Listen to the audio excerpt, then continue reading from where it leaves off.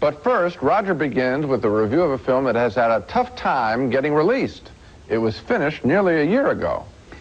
Brazil is the name of the film, and it's a violent, satiric comedy directed by Terry Gilliam of the Monty Python gang, and it's a movie that has had a violent history since it was made. At first, Universal Pictures didn't even want to release the film, and then Gilliam took full-page ads in Variety asking the studio to release it, trying to shame them. Then the Los Angeles film critics voted it the best picture of the year, still before it had been publicly released.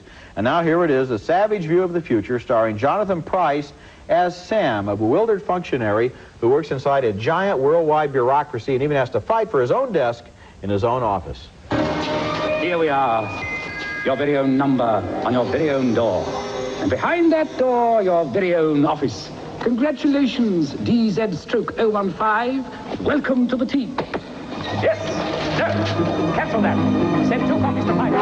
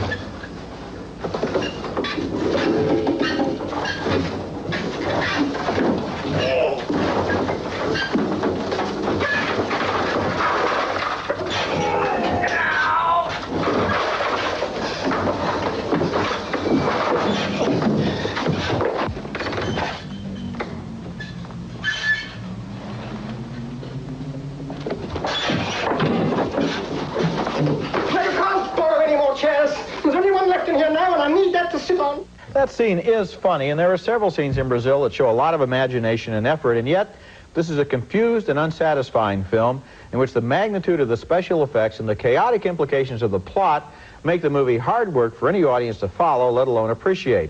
It's almost as if Gilliam asked himself what he could get away with, and they let him get away with everything, and that was too much. This movie needs fewer explosions, of which it has a large number, fewer elaborate sets, which are bewildering in their complexity, and fewer expensive special effects. It needs a little more attention to what it's really about. That Sam character, he's a bewildered everyman, and he's an interesting creation. I wish he hadn't been overwhelmed by the production he's in. He is overwhelmed.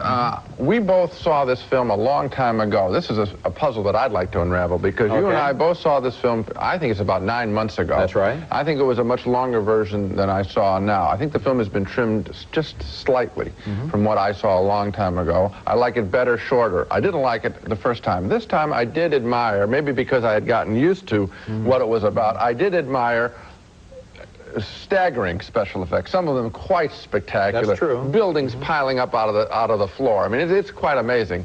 It's better than the Wizard of Oz remake that they tried to do was. At the same time, it has really one idea and one idea only, which is we are being overwhelmed by technology. Hardly a fresh idea. It beats it to death, beautifully beats it to death. That's what I want to say. It's a beautiful beating to death of one idea. When you say you liked it better the second time you saw it, the funny thing is that reminds me of your defense of One from the Heart, remember, which also was a film that had a whole lot of technology in it, a whole lot of special effects. You said by seeing it twice, the human performance is built up, you were able to get into the human beings a little bit more. That did not happen for me the second time around for Brazil. It still seemed to me like an idea that was totally overwhelmed by its production, so that it was just technological overkill. Yeah, I'm telling you, they would have done it a lot better if they had taken about 50, his dream sequences, for example. I think he'd have taken all the dream sequences and thrown them out, and that would have made the picture a little bit better. We both voted thumbs down on Brazil, the confusing, overdone, futuristic satire.